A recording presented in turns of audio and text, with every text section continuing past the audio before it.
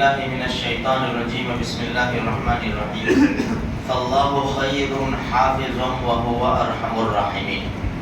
دیکھو بھائی شب جمعہ ہے، نبی کریم صلی اللہ علیہ وسلم کا پاک ارشاد ہے کہ جس نے جمعہ کے دن سورہ کہف پڑھی اس ہفتے میں آنے والے ہر فتنے سے اللہ حفاظت کرے گا۔ اس لیے 15ویں پارے میں سورہ کہف ہے، 24 گھنٹے ہمارے پاس ہے، جمعرات کے مغرب سے لے کر جمعہ کے مغرب تک کبھی بھی ہم پڑھ سکتے ہیں۔ میرے بھائیوں خوب پڑھیں، اس لیے کہ زبردست فتنے ہمارے سامنے آ رہے ہیں۔ دوسرے نمبر کے اوپر ہے سورہ دخان، 25ویں پارے میں 3 رکوع ہے۔ نبی کریم صلی اللہ علیہ وسلم کا پاک ارشاد ہے کہ جس نے جمعہ کے دن سورہ دخان پڑھی اللہ اس کے لیے جنت میں محل بنائے گا۔ اور تیسرے نمبر کے اوپر ہے درود شریف، پڑھتے رہے ہمارے اوپر اللہ کی رحمتیں برکتیں نازل ہوتی رہے گی، نیکیاں ملتی رہے گی، گناہ معاف ہوتے رہیں گے، درجات بلند ہوتے رہیں گے۔ خوب پڑھے درود شریف۔ دیکھو ایک آیت پڑھی میں نے آپ کے سامنے، فاللہ خیر حافظ وهو ارحم الراحمین۔ یہ آیت کریمہ حضرت یوسف علیہ نبینا علیہ الصلوۃ والتسلیم کے قصے میں موجود ہے۔ ترجمہ کیا ہے؟ کیونکہ ان کے ساتھ بڑا عجیب واقعہ پیش آیا، گھر والوں نے ہی بھائیوں نے ہی ان کے ساتھ جو معاملہ کیا ہم سنتے رہتے ہیں۔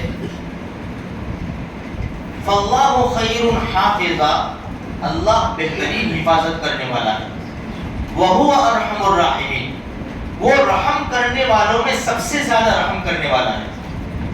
بھائیوں نے کنویں میں ڈالا، اللہ نے جبریل سے کیا کہا؟ جاؤ۔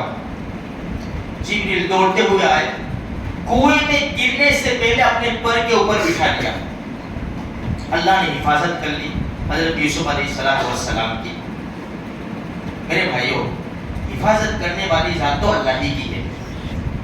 دیکھو اگر ہم نے سچے یقین کے ساتھ اللہ کی ذات کو مان لیا، اللہ کی ذات کے اوپر بھروسہ کر لیا، اللہ کے احکام کے اوپر ہم آ گئے، پابند بن گئے، تو پھر دنیا کتنا زور لگا لے گی نہیں، باطل طاقتیں اپنا زور ختم کر دے گی نہیں۔ میرے بھائیوں جب اللہ حفاظت کرنے کے اوپر آ گیا نہیں تو ہمارا بات بھی کا نہیں ہو سکتا۔ یا ایھا الذین آمنوا ان تنصروا اللہ ینصرکم ویثبت اقدامکم۔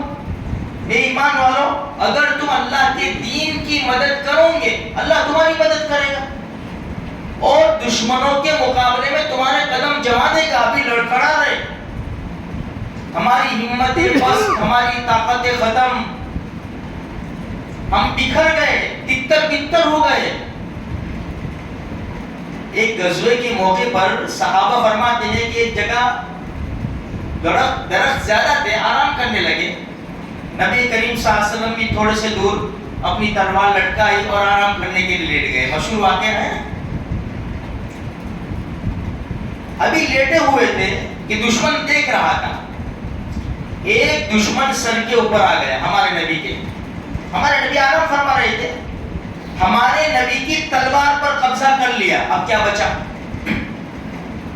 ہم یہی کہتے ہیں نا، دشمن ہمارے سر پر آ چکا ہے۔ جاننے والے جانتے ہیں کہ کیا کس حالات کے اندر مسلمان پیسا جا رہا ہے،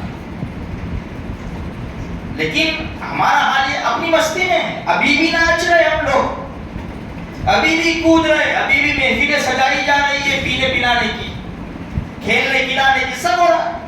دیکھو حالات اتنے سنگین ہو چکے ہیں، پھر بھی ہمیں سمجھ میں ابھی بھی نہیں آتا۔ ہمارے سر کے اوپر باطل طاقتیں منڈلا رہی ہے، اللہ کے رسول کی تلوار کے اوپر قبضہ کر لیا، کوئی راستہ ہی نہیں بچتا۔ اب ہمارے نبی کی آنکھ کھلی، دشمن نے سوال کیا، میں یمنعک منی، بتاؤ کون بچائے گا تمہیں مجھ سے، کون بچانے والا ہے؟ صحابہ دور ہے، آرام فرما رہے، ہمارے نبی کے خالی ہاتھ ہے، تلوار پر دشمن کا قبضہ ہے۔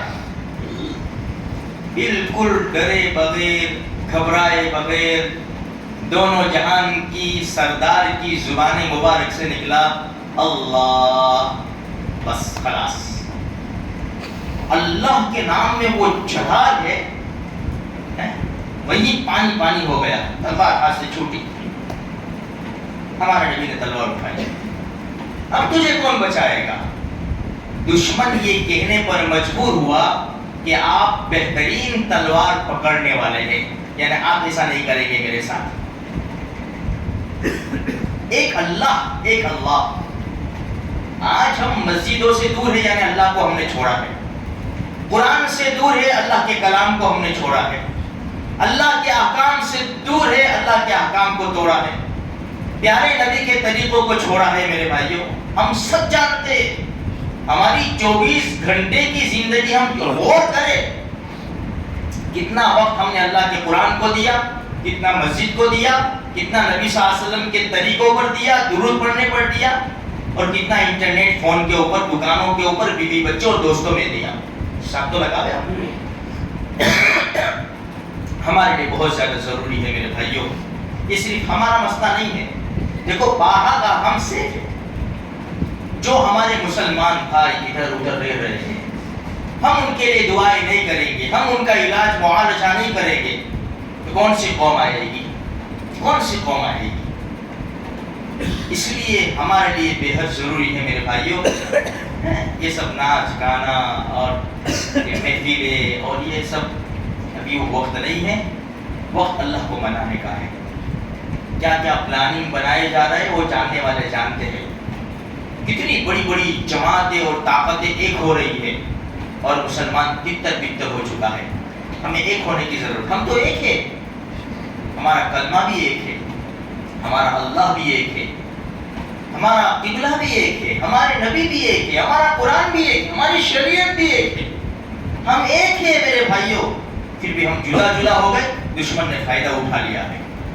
ہمارے لیے بے حد ضروری ہے کہ تھوڑا سمجھ کے کام لے لیں، اپنے غصے کو ٹھنڈا کرے، معاف کرنا سیکھے، اپنے محلے کے اندر ماحول بناوے بھائی چارگی کا۔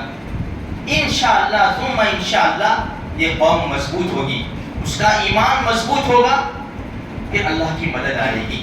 اللہ مجھے آپ کو سارے مسلمانوں کو آپس میں مل جل کر اس کے احکام پر، پیارے نبی کے طریقے پر زندگی گزارنے کی توفیق عطا فرمائے۔ آمین۔